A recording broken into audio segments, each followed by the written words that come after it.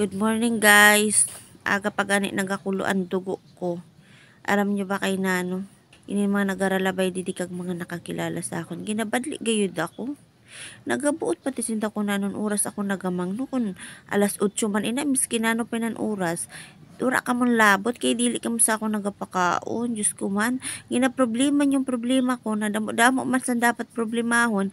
Ang buhay ko pagay na niyo ginabantayan. Pwede ba dili yung pagbantayan ng buhay ko kay imbis makaturog ako dito san maayo dili na lang ginabrubangungot na lang ako.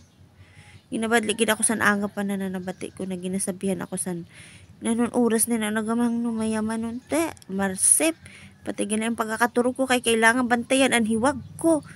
Aw nagkaarano inisinda ay wag may time man talaga na wala kitang trabaho pagkaaga minsan pagkagabi nagapapiraw man gid kita like for example nagapanood kita sa aton cellphone ay ginabadli gid ako na anhiwag mo na lang ang bantayan siguro pating pagaliwan ko pag nakikita ginairog-irog pa ay Diyos ko guys dili ka mo irog sina ha mga ka-queen of vlog. Dili nyo bantayan ang buhay san may buhay. Pabayaan nyo sinda kung diin sinda comfortable. Kay inda man na buhay. Kag usad pa wara ka man ambag sa inda buhay. Miskin may ambag ka gani. Wara kan labot kay buhay ninda ina. Okay? Buhay ninda ina.